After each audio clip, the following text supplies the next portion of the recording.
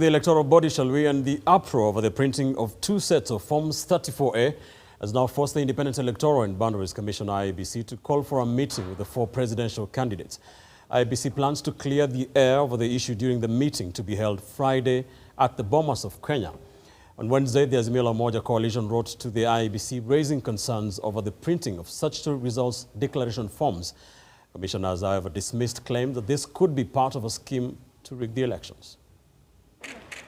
The Commission's attention has been drawn to the concerns raised by Azimio la Umoja over the printing of two separate Form 34As, and now IEBC Chairman Wafula Chebukati has called for a meeting to be held on Friday between the Commission and the four presidential candidates. In a letter to the presidential candidates, IEBC noted the concerns raised by representatives of presidential candidates and has invited them to the Bomas of Kenya for a consultative meeting. According to the political parties, IEBC printed two books of Form 34As without informing them, and the reason given upon inquiry was insufficient. The Azimio Coalition Party wrote to IEBC yesterday, hours after inspecting the arrival of ballot papers at JKIA, raising the issue which was today echoed by their main political rivals on the UDA side. However, at a different event with religious leaders, IEBC Commissioner Molu Boya rubbished claims that could be a plan to mess with the election. Molu holds that the questions might have arisen from the trust deficit between IEBC and politicians. Yes, it is true we are printing two books and there's a reason and stakeholders are aware. Political parties are aware. One book has only 6 copies of result forms, which are carbonated. You only write the one on top, the rest duplicate, it's carbonated. One copy, the original, is for the returning officer in the constituency.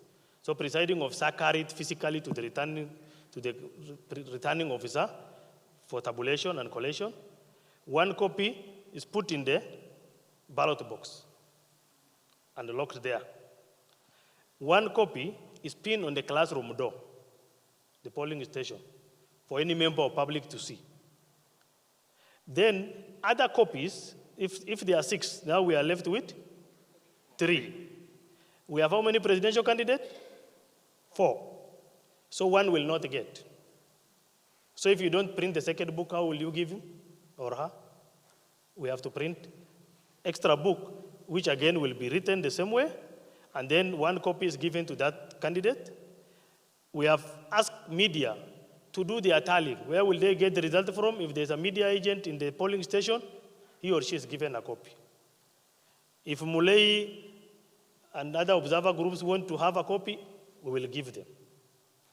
So to provide for everybody, we ensure that there is enough copies of result forms.